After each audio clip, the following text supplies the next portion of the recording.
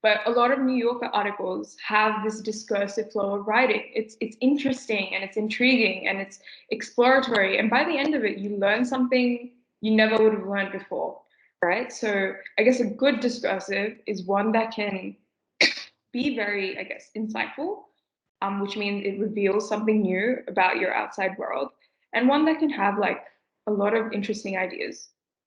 I know a lot of people when they're starting with discursives, they go into like essay mode, like they'll start with like a thesis and everything, but we don't really need that. It can be very lighthearted, and that's very fun about discursives. Okay, but what actually is it? It's like a personal essay. Graceful rambling is the best, I guess, way to describe it. I think a nice way to settle the tone is like you are an observer of something that's happened and you're thinking about how it relates to your own experiences and your own, I guess, knowledge so far. For example, if you see, I don't know, if you see an avocado tree that, I don't know, you suddenly find out that it's really difficult to grow an avocado tree. Yeah, you suddenly find that out and you're thinking about it. You know, in your discursive, if you're thinking about it, you think, hey, I once saw an avocado tree. Hey, I'm comparing it to other trees, which are really easy to grow. Hey, you know, this is what I know about looking after a tree, and this is what's new about the avocado tree. You're stemming into like different ideas that I guess are part of your prior knowledge, and I think that's something underrated. Yeah, being able to look at something new and fit it into what you already know. Okay, I think that's, as we'll see, is an important part of discursives. Seeing something new, fitting it into what everyone already knows. Okay, that's when you can offer insight. You're showing like how something crazy fits into your own worldview. Okay, let's go over here. So there are two types of discursives. And I think you already nailed the first one. It's discussion, right? It's kind of like debate. Like you might be thinking, you know, should we ban blah blah blah, or is it even right that abortion is a thing, or should we, you know, liberate marijuana? Like, you can have debates in discursives, and it's quite, I guess, it's quite interesting because it's not just like, you know, the opposition said blah blah blah. It's not boring. It's like very insightful, and it's very like it has the opportunity to be something that's really interesting for the audience. Yeah, and exploratory is where you don't have a point. You're kind of just showing us different ways of looking at something. But I think the main idea that you might be starting to get is that it's ways of looking at something, right? You're looking at something new and trying to fit it into your own way of thinking. Okay, so discursives are very playful with ways of thinking. And I think we'll go through some of the conventions now so that we can kind of understand how to write one. But any questions on that? No. No? Makes sense? Yep. I think we'll look through some examples so it'll make more sense. Okay. The audience is, I know your audience are your teachers, but we like to think of our audience as curious readers. Yeah. It's literally as if pretend you went online and you were looking for an interesting article that would change your perspective on something. You're writing for that type of person. Yeah. So the more like engaging it is, and the more like, oh wow, I didn't think of that, the better it feels for your marker. Okay. With your voice, now, your tone can be informal, it should be conversational, and you don't need a neutral stance. I think some people think that because a discursive isn't a persuasive, that you can't have a particular stance, but that's not true. In any piece of writing, you're allowed to have like a stance. So keep that in mind, right? You're able to have and choose like, hey, I think this idea is more important than this idea. You're perfectly allowed to do that. Now, with in terms of perspectives that you're writing in, first person is chill, which is strange because I don't know, you don't always get the opportunity to talk in first person in a type of like modsy writing. So you're allowed to use first person. You're allowed to bring in your individual thoughts and your ideas. You're encouraged to do that. And not a lot of people do, which is why I know it sounds obvious, but it's why I'm drilling it in. Make it personal.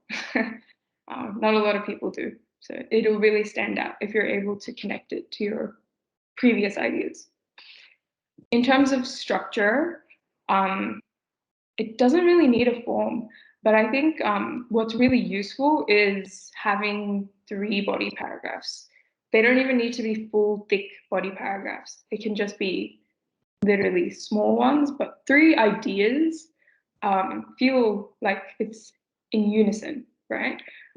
So I guess when you're planning for a discursive, maybe try and think about 3 ideas. But the secret to discursives that I've kind of discovered is that when you're in exam condition, right, and you're writing modsy and you're going really, really fast and you don't have that much time, you'll realize that the beginning and the end are locked in place, right? They're the most important parts, beginning and the end. Okay.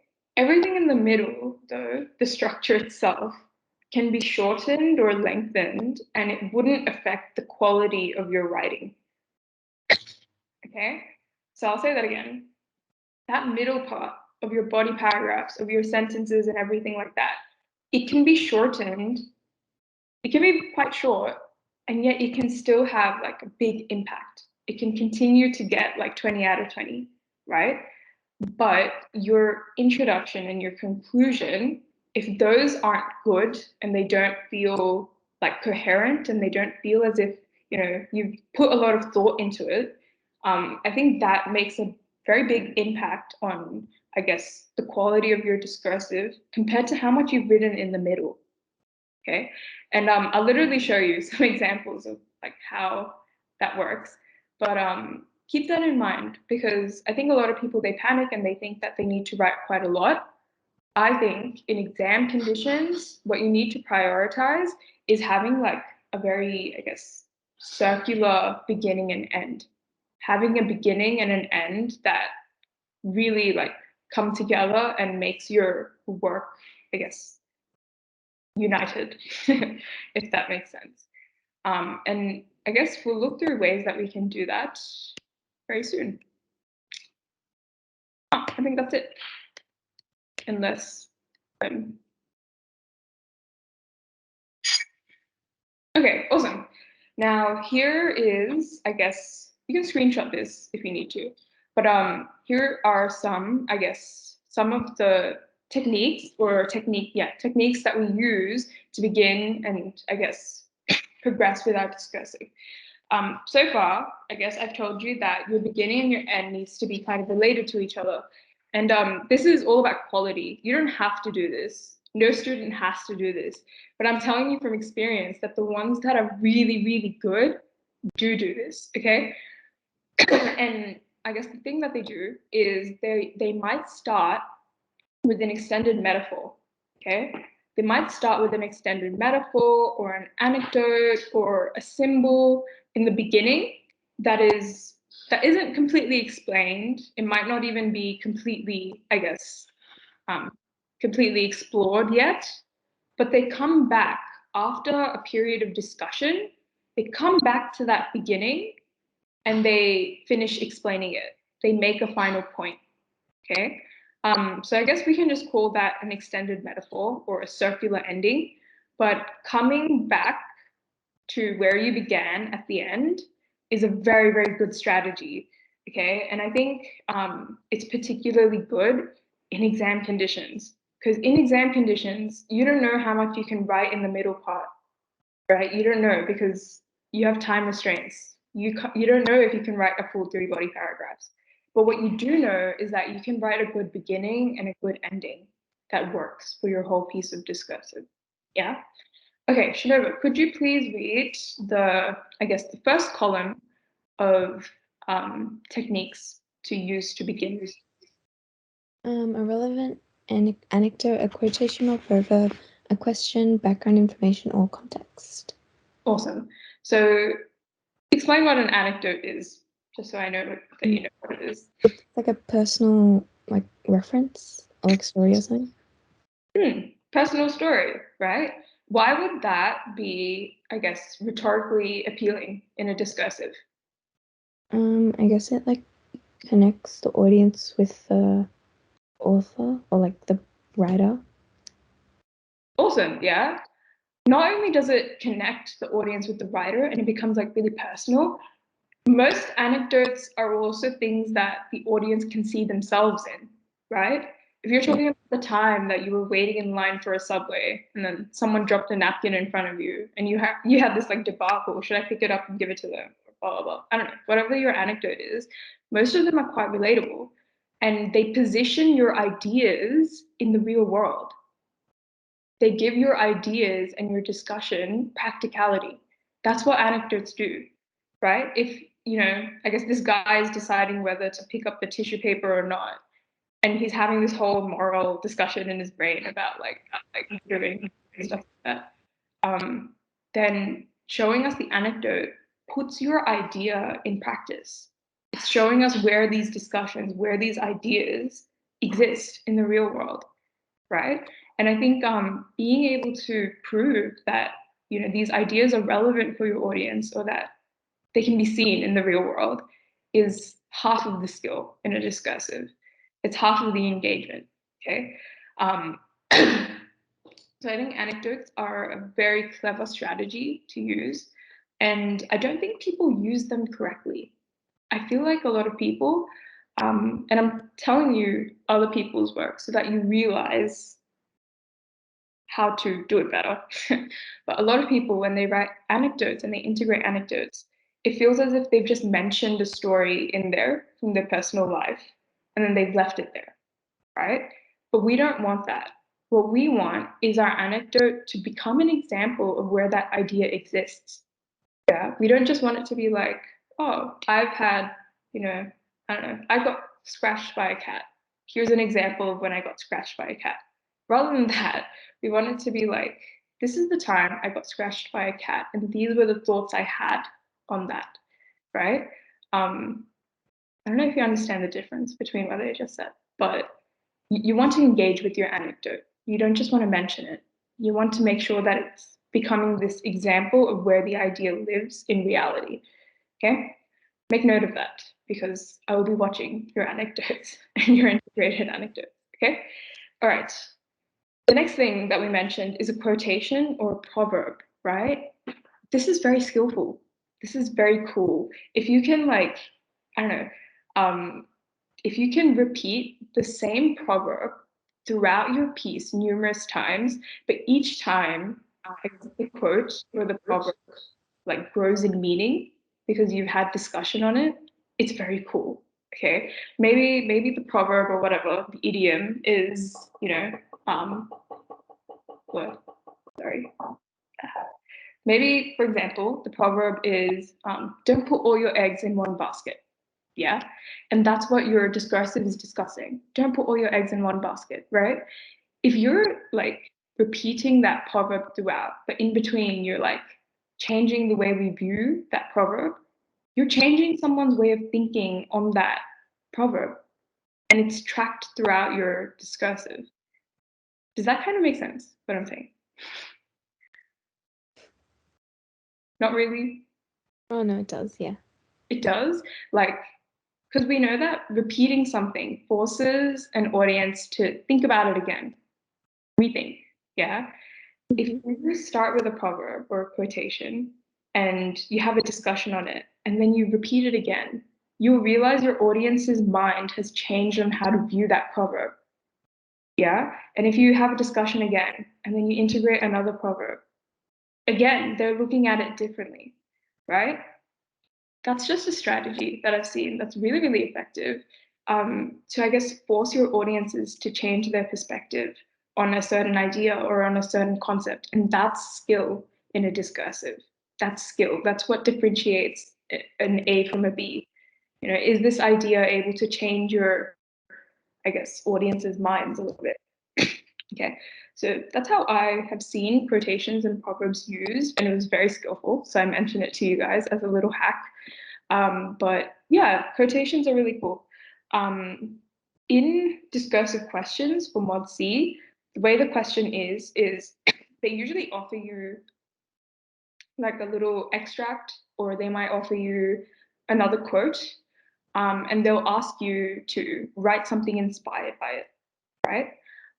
And quotations can become a very good, if you remember anything or if you've read anything at all, um, even quotes like on Google Images, if you found something inspiring before, it can be really useful as inspiration. So I don't know, they're really cool, very cool, very skillful. Okay, a question would be rhetorical question as a technique. Um, very cool, very easy to use. And then there's background information or context. So in your discursive, in your introduction, you don't need to use all of these techniques, but I think one thing that you do kind of want to look at is these 3 points. These 3 points you have to have in your introduction. These are just ways that you can execute these. Okay, so a provocative statement that forces your audiences to think about what you're actually talking about. Yeah, you don't want it to feel passive. You don't want your writing to feel as if it's a normal piece of writing. You want it to feel like, wow, I'm going to change your mind today on something. So a provocative statement can make it very interesting. You talk about a problem or a discussion that's being raised. And I think what's really cool about discursives is that you have the capacity to use imaginative descriptions. You have that capacity. You know, you can literally describe like your anecdote like as if it's an imaginative. You can use beautiful like terms and a metaphor. It's so powerful, right? You can really like use your imaginative devices in your discursive. You can describe something as, you know, this elixir of beautiful energy. I don't know, you can do anything. You can do anything. So keep that in mind. A lot of people, they become formal and they restrict that description language, but that description language is very, very potent. It's very, very cool in a discursive. Okay, so that's kind of how you begin. Now, I guess linking back to what I said before about how the beginning and the end should work together, because that's a really good strategy to have during exams. You can repeat the anecdote. You can start with an anecdote, but not finish it, and then come back at the end after you had discussion and bring it up again and show us how, I guess, the knots get tied. You can repeat a quotation in the beginning and in the end so that your audience is forced to look at it twice from 2 different perspectives. You can offer a question and then answer it at the end, right? So these are, I guess, devices that can be used in the beginning and the end.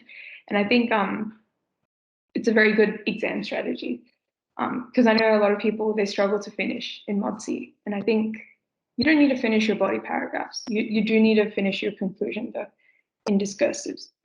Okay, any ideas or thoughts on that? Not really. Not really. I guess any questions at all? Like, what would it be like best to start with if we need to include all of the 3, like the 3 on the right side? You don't need all 3. I think good question. Okay, I think it's important to look at your stimulus and call it by ear. You know, it's important to think about what inspires you, right? Because, you know, if the stimulus is talking about, I don't know, a bird sitting on a tree, right? It's easier to mention an anecdote. Maybe it's easier to mention an anecdote for yourself and talk about, you know, there was this one time I saw a bird on a tree, right? Yeah. You might not have quotes, you might not even have a proverb, but, you know, someone who sees the bird on the tree might also have a proverb that they're like, hey, I think that's interesting, right? I think you don't need all 3. You don't need all 3 at all. It's about choosing selectively. Which one do you think will have the biggest impact? Which one do you think that you can write? And what do you think is meaningful, right? You might not have an anecdote that's interesting or meaningful, but you might have this proverb that you're going to change our minds on. right? There's a lot of ways that you can do it. You don't need all three techniques. You don't need it. You don't need all three. It's about choosing and being selective about what you've chosen. We'll look through some examples of how to use all three, but still, you don't need all three. Okay. Any other questions? Nope. Nope. Makes sense.